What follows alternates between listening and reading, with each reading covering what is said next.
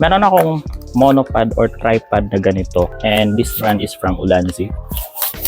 So ganyan lang yung paglagay niya, and ganyan lang siya kahaba.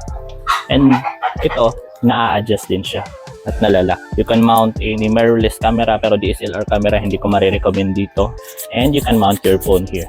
So the bad thing is, kapag tumagal na, I think years sobra, yung dito niya nalulusin or lumuluwang. So kapag naglagay ka na ng mirrorless, even yung mabibigat lang na smartphone ay unti-unti siyang bumababa. Negative siya sa atin kapag pangmatagalan. Kasi bumibili tayo ng mga ganito, hindi lang para sa pang temporary, kundi yung pangmatagalan talaga.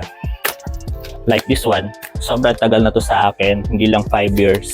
And sobrang tibay niya, sobrang ganda niyang gamitin. The bad thing is, masyado siyang mabigat at masyado siyang ma-process kapag mag-sit up.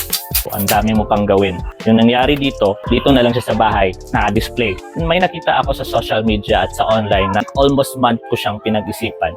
Mas worth it ba siya sa dalawang item na to or hindi? So yun, nag-research tayo na hindi lang yung pang promotion video, pati na yung honest review talaga, mga negative feedbacks and positive feedbacks kung maganda ba talaga siya, at napa-agree tayo. Pero ngayon, dumating na siya, let's check kung ano yung reaction ko sa item na to. First of all, meron siyang bag kung saan kung magta-travel ka, pwede mo siyang ilagay dyan.